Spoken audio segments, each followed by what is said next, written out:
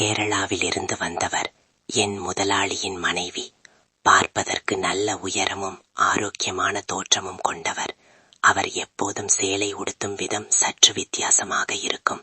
அவ்வப்போது அவர் தற்செயலாகவோ அல்லது இயல்பாகவோ காட்டும் சில சைகைகள் எனக்குள் ஏதோ ஒரு சலனத்தை ஏற்படுத்தினாலும் நாம் எதையும் முயற்சி செய்யக்கூடாது, அவர் விருப்பமில்லாமல் எதுவும் நடக்கக்கூடாது என்று நான் எப்போதும் கண்ணியமாகவே விலகியிருப்பேன்.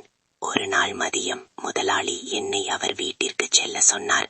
நான் அங்கு சென்றபோது அவர் ஒரு விசேஷத்திற்காக தயாராகிக் கொண்டிருந்தார். நான் வெளியே காப்பிருக்க முயன்றேன். ஆனால் அவரோ பரவாயில்லை, உள்ளே வந்து உட்கார் என்று அழைத்தார். முதலாளி வீட்டில் இல்லாத அந்த நேரத்தில் அவர் என்னை அழைத்ததை என்னால் தட்ட முடியவில்லை. அவர் என்னிடம், நான் தான் முதலாளியிடம் சொன்னேன், நீதான் என்னை விசேஷத்திற்கு அழைத்துச் செல்ல வேண்டும் என்று, உன்னிடம் பைக் இருக்கிறதல்லவா என்று கேட்டார். நான் ஆம் என்றேன்.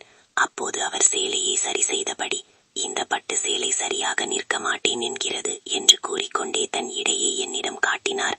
அந்த தருணத்தில் என்னை அறியாமல் நான் அவரை விரித்து பார்த்தேன். என் பார்வையை கவனித்த அவர் லேசாக புன்னகைத்தார். நான் தயக்கத்துடன், நான் வெளியே இருக்கட்டுமா என்று கேட்டேன். அதற்கு அவர், இல்லை, இங்கேயே இரு. ஏன் இப்படி பார்க்கிறாய்? இதற்கு முன் பார்த்ததில்லையா? நன்றாக பழகிக்கொள் என்றார். மேலும், முதலாளி ஊருக்கு போய்விட்டார், அதனால் தான் உன்னை அழைத்தேன். எனக்கு தனியாக போக தெரியாதா என்ன? உன்னுடன் நேரத்தை செலவிட இதுதான் சரியான சமயம் என்று நினைத்தேன் என்று வெளிப்படையாக பேசினார். அவரது பேச்சும் நெருக்கமும் என் உடலில் ஒருவித திரட்சியை ஏற்படுத்தியது. அதை கவனித்த அவர், ஏன் பயப்படுகிறாய்? நான் இருக்கும்போது உனக்கு எதற்கு தயக்கம் என்று கூறி என் தோளை தொட்டு உட்காரப்படுத்தினார். நாங்கள் விசேஷத்திற்கு சென்றுவிட்டு திரும்பினோம். வரும் வழியில், சாப்பிட்டு விட்டு நன்றாக தூங்க வேண்டும் போலிருக்கிறது, நீ இன்று என் வீட்டிலேயே தங்கு என்றார்.